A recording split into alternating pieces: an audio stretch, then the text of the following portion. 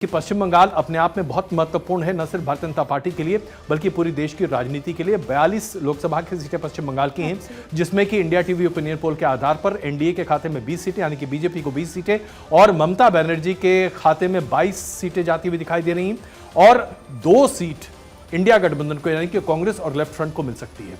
ये माफ कीजिएगा, जो डेटा मैंने आपको दिया था ये TV9 भारतवर्ष का ओपिनियन पोल है जो अभी सामने था, हमने आपके सामने रखा था। और उसके साथ साथ ABP का जो सी वोटर का ओपिनियन पोल है पश्चिम बंगाल को लेकर 20-20-2 यानी कि 20 ममता बनर्जी को, 20 भारतीय जनता पार्टी को और 2 इंडिया गठबंधन को यानी कि कांग्रेस और वामपंथी दलों को। उड़ीसा की बात करें, उड़ीसा में 21 सीटें हैं लोकसभा की, इसमें एनडीए गठबंधन को 10 सीटें मिलती हुई दिखाई दे रही हैं। इंडिया गठबंधन के खाते में 1 सीटें और अन्य के खाते में 11 सीटें जाती हुई दिखाई दे रही हैं। ये इंडिया टीवी का ओपिनियन पोल है जो आपके सामने हमने अभी ही रखा है। अब जरा इन दोनों राज्यों पर बस 2 मिनट की चर्चा कर लेते हैं। सबसे पहले पश्चिम बंगाल, अगर 20-20 का हो गया खेल तब तो खेला हो गया ममता बनर्जी के लिए। अदिति बिल्कुल सर, पहले 18 और 22 का फर्क था और 20 पे हो गया। आज की तारीख में 40%, लगभग 40% वोट बैंक एनडीए का है। वो 6 से लेकर 2009 से लेकर अब तक 40% वोट बैंक पे आए। ममता बनर्जी के लिए बहुत ज़्यादा टेंशन की बात है। और दूसरी बात है जो संदेश खाली है, संदेश खाली एक बड़ा मुद्दा है जो ममता बनर्जी के लिए इस पूरे चुनाव प्रचार में सिरदर्द रहेगा और हो सकता है कि आगे वाले चुनाव में भी रह सके। बिल्कुल। पश्चिम बंगाल के बारे में हालांकि जो चुनौतीपूर्ण जो फेज है वो पहला फेज है, क्योंकि उत्तर बंगाल में 8 सीटों में से 7 सीटें भारतीय जनता पार्टी ने 2019 में जीती थी और ये बहुत बड़ी जीत थी, खास करके जब आप इसे 2014 के कंपैरिजन में देखते थे।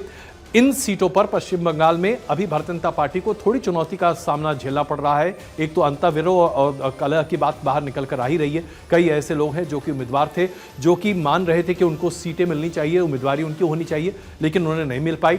दूसरा, CAA और NRC को लेकर भी वहां पर स्थिति गंभीर बनती हुई दिखाई दे रही है। उड़ीसा में लेकिन भारतीय जनता पार्टी के लिए बहुत बड़ी बात होगी अगर वो 10 सीटें निकाल रही है। और जो हम 370 के आंकड़े की बात कर रहे हैं जो भारतीय जनता पार्टी ने अपने लिए सजो कर रखे हैं या जो उसका लक्ष्य है जिसे हासिल करना चाहते हैं, अगर उड़ीसा में वो अपने आप को इस बड़े पैमाने पर प्रस्तुत कर देते हैं, अगर उत्तर प्रदेश में जैसा हमने आपको देखा 10 सीट से ज्यादा का गेन वहां पर दिखाई दे रहा, तो जहां जहां लॉस की बात है, लॉस को पूरा करने के साथ साथ आप इंक्रीमेंटल गेन की बात कर रहे हैं। अब जरा हम असम के साथ साथ उत्तर पूर्वी राज्यों की बात कर लें, क्योंकि यहां पर भारतीय जनता पार्टी ने 2019 में बहुत अच्छा प्रदर्शन किया था, 25 में से 19 सीटें जीती थी।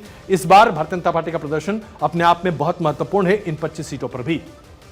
असम में 14 सीटें हैं। 14 सीटों में ऐसा माना जा रहा है कि इंडिया गठबंधन को 12 सीटें मिल सकती हैं और माफ कीजिए एनडीए गठबंधन को 12 सीटें मिल सकती हैं और इंडिया गठबंधन के खाते में 2 सीटें जा सकती हैं, जो कि ABP सी वोटर का जो ओपिनियन पोल है उसके आधार पर है।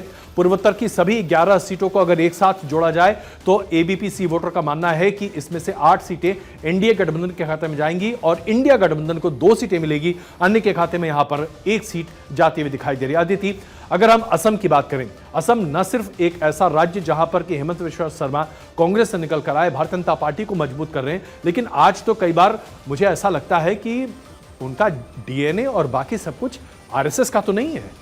बिल्कुल सर, और जिसे कहते हैं अगर हम हायरार्की वाइज देखें तो योगी आदित्यनाथ की बात आज अगर सबसे बड़ी बात हो तो असम के CM की बात होती है, उनके तेवर, उनकी बातचीत और जिसे कहते हैं परिवार में सबसे बड़ा भाई या सबसे बड़ी बहन पर जिम्मेदारी होती है, वैसे ही नॉर्थ ईस्ट में भारतीय जनता पार्टी सबसे बड़े भाई यानी असम पे ही डिपेंडेंट है या सबसे बड़ी बहन असम पे ही डिपेंडेंट है और बहुत उम्मीद है। और बाकी की बात करें तो मणिपुर का कुछ इम्पैक्ट, लेकिन पूर्वोत्तर के लोगों को डेवलपमेंट भी चाहिए जो नरेंद्र मोदी को पता है कैसे देना है। उस उम्मीद से पूर्वोत्तर के लोग खासतौर पर असम में वोट कर सकते हैं, लेकिन भारत जोड़ो न्याय यात्रा का भी कुछ इम्पैक्ट यहां पर थोड़ा बहुत कांग्रेस की तरफ देखने को आपको मिल जाएगा अगर आप जमीन पर जाएंगे। बिल्कुल। हालांकि इसमें से जो जहां पर आज भारतीय जनता पार्टी को सचेत रहने की आवश्यकता है, मणिपुर में स्थिति बहुत अच्छी नहीं है। हो सकता है 1 सीट का नुकसान मणिपुर में भारतीय जनता पार्टी को झेलना पड़ सकता है। इसके साथ साथ अगर हम देखें तो अरुणाचल प्रदेश में जहां भारतीय जनता पार्टी मजबूत स्थिति में है, वहां नागालैंड में भारतीय जनता पार्टी के लिए फिर से विचार करने की आवश्यकता है। मिजोरम में इसलिए महत्वपूर्ण है क्योंकि वहां पर मिजो समुदाय के साथ साथ जो कुकी समुदाय है उसकी आबादी भी काफ़ी ज़्यादा है और यहाँ पर जो कुकी समुदाय का पलायन है और मणिपुर के जो संग्राम की बात निकल कर आ रही है उसकी वजह से थोड़ी बहुत दिक्कतों का सामना यहाँ करना पड़ सकता है। लेकिन ओवरऑल अगर आप देखें तो किरण रिजिजू और हेमंत बिस्वा शर्मा इन दोनों ने मिलकर जो पूरे तरीके से जिसको कहते हैं ना माला को पिरोने की बात है, भारतीय जनता पार्टी के लिए जो काम किया है वो शायद उत्तर पूर्वी राज्यों में आज तक बीजेपी के लिए किसी ने नहीं किया। और आइए अब बात करते हैं उस पट्टी की जिसे लेकर सबसे ज्यादा कंफ्यूजन है, और यह कंफ्यूजन इन राज्यों के लिए है जिसमें से दो प्रमुख हैं। कर्नाटक में 28 सीटें हैं लोकसभा की, और ऐसा ओपिनियन पोल के आधार पर बताया जा रहा है कि इंडिया गठबंधन को 23 सीटें मिल सकती हैं, यानी कि बीजेपी को और सहयोगी दल को, और इंडिया गठबंधन के खाते में यानी कि कांग्रेस और सहयोगी दल को 5 सीटें मिल सकती हैं। यह इंडिया टीवी का दावा है।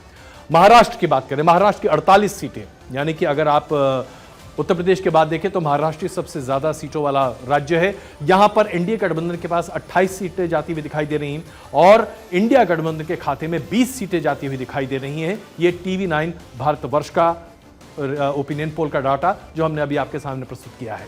और गोवा में 2 सीटें हैं जिसमें एक सीट इंडिया गठबंधन और एनडीए गठबंधन के पास जाती दिखाई दे रही है। ये एबीपी सी वोटर का ओपिनियन पोल है जो अभी आपके सामने हमने रखा है। सबसे पहले कर्नाटक की चर्चा करते हैं। कर्नाटक में कांग्रेस की सरकार है, और वहां पर अगर कांग्रेस का परफॉर्मेंस वैसा नहीं आ पाता जैसा कि लोग उम्मीद कर रहे हैं, फिर अदिति इसके बाद तो मानना पड़ेगा कि डीके शिवकुमार और सिद्धरामैया का घमासान कांग्रेस की लुटिया कर्नाटक में डूबा बैठा।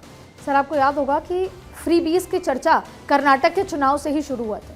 फ्रीबीज, और उस समय एक समय आया था जब आम आदमी पार्टी कर्नाटक के चुनाव के दौरान ये सारी चर्चा शुरू हुई थी कि फ्रीबीज क्या है, कितना सही है। बीजेपी भी उसी लहर में बह गई थी। लेकिन जब अब मैं ज़मीन पे पहुंची, वहाँ पर मैंने पूरा शो किया, वहाँ के लोगों से मिली, तो मुझे समझ आया कि वहाँ की जनता फ्रीबीज से हाथ जोड़ती है। वहाँ की अर्बन जनता कर्नाटक की सरकार से खुश नहीं है। जो मुफ्त के वादे किए गए थे वो पूरे नहीं हो रहे। 40 बसें कह के 4 बसें दी जा रही हैं। हाँ, अगर आप कर्नाटक के रूरल इलाके में जाएंगे, उनकी एक्सपेक्टेशन भी बहुत कम है। वो लोग कांग्रेस को सरकार में सत्ता में लाना चाहते हैं, चाहे फिर वो केंद्र हो या प्रदेश हो। लेकिन अर्बन जो एक बड़ा तबका है, युवा है, वो वहां के विकास से यानी खुश अगर मैं नहीं है। आपके जमीनी एक्सपीरियंस की बात करूं तो इंडिया गठबंधन को जो 23 सीटें अभी इंडिया टीवी ओपिनियन पोल में दिख रहा है, इससे भी कम सीटें आती हुई आपके हिसाब से दिखाई दे सकती हैं, क्योंकि शहरी क्षेत्र कर्नाटक में इतने ज्यादा बड़े पैमाने पर है नहीं। देखिए सर, एनडीए गठबंधन को 23 मिल रही हैं, जबकि पहले यहाँ 25 थी। तो मुझे लगता है या तो 25 मिलेंगी या एक आधा सीटें बढ़ सकती हैं। इंडिया गठबंधन को 5 मिल रही हैं, ये ऊपर नीचे हो सकता है। लेकिन वहाँ का जो शहरी क्षेत्र है, जो एक बल्क वोटर है, वो अभी सरकार से खुश नहीं है। और ये मैं इसलिए कह सकती हूँ क्योंकि मैं वहाँ गई और लगभग 4 दिन मैंने उन लोगों के बीच में, महिलाओं के, वर्कर्स के बीच में बिताए हैं। वो वहाँ के सड़क डेवलपमेंट, विकास सबसे खुश नहीं है। तो अब सबसे बड़ा और महत्वपूर्ण महाराष्ट्र, और मेरे लिए सबसे दिलचस्प राज्य इस बार अगर कोई है तो वो महाराष्ट्र है। और वो इसलिए क्योंकि बड़ा ही जबरदस्त घालमेल और घमासान मचा हुआ है साहब। यहां पर तो राय इतनी अलग अलग है, और ओपिनियन पोल मुझे नहीं लगता कि कोई भी आदमी सही तरीके से आंक सकता है, क्योंकि महाराष्ट्र में तो आज राजनेताओं को ही नहीं पता कि वो कहां खड़े हैं। क्या वो एनडीए गठबंधन में है या इंडिया गठबंधन में है, शिवसेना उद्धव ठाकरे में है, शिवसेना शिंदे में है, एनसीपी पवार में है या एनसीपी दूसरे पवार में है। मतलब पूरा घमासान है भाई साहब, और इसको कहते हैं कंप्लीट मसाला इंडियन पॉलिटिक्स।